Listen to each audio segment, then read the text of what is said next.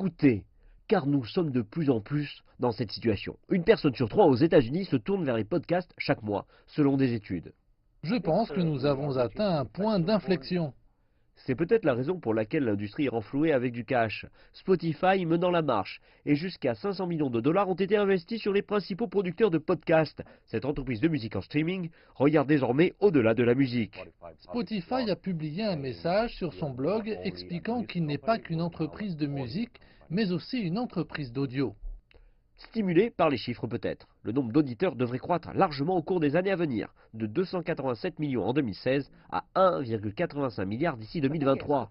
Google a même lancé son propre service l'année passée, et la BBC en fait un élément essentiel de son offre actuelle. La chose est que le podcast n'est pas une invention nouvelle. Il y a déjà 15 ans, le mot pod vient de l'iPod. Ils sont sur les smartphones depuis au moins 10 ans, mais son heure arrive enfin. Je pense qu'un podcast vous donne un moment bruit, souvent non filtré dans l'accès à l'information. C'est peut-être la raison dans un monde de politique divisé et avec toutes les allégations. Un monde pour supprimer le bruit et n'écouter que ce que vous désirez. Je pense que les gens gravitent autour d'une expérience intimiste, un peu comme un livre. Vous pouvez choisir celui qui pour vous est le plus pertinent.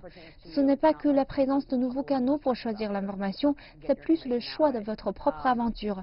Et les gens établissent une sélection propre de leurs podcasts basée sur leurs intérêts variés. Le grand défi de l'industrie est de comment faire de l'argent. Regardez, la chose est que tout le monde peut faire un podcast. Un micro, une connexion Internet et c'est parti. Ce n'est pas d'ordinaire le genre de choses pour lesquelles les gens veulent payer. Comment l'argent est gagné? Parce que les podcasts sont gratuits, n'est-ce pas? Oui, la plus grande partie des revenus est générée par la publicité. Pour nous, cela représente plus de 80% de nos revenus. Mais il y a un modèle de croissance de revenus pour nous et d'autres entreprises pour convertir nos émissions pour la télévision.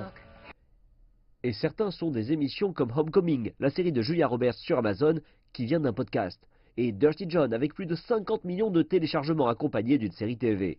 Les gros producteurs tels que Wondery, ici à Los Angeles, explorent les podcasts, succès après succès en partenariat avec les studios télé. Et de plus en plus de personnes sont intéressées par les émissions télé, ce qui est autant d'oreilles en plus pour la pub. Si vous pensez à la télévision, durant des décennies, il n'y avait que de la télévision gratuite. Puis la télévision câblée est arrivée, pareil avec les infos numériques. La plupart des gens pensaient que la presse numérique serait gratuite jusqu'à ce que des organisations comme le New York Times, le Wall Street Journal commencent à mettre en place des systèmes de paiement. C'est la même chose qui se met en place avec le podcast.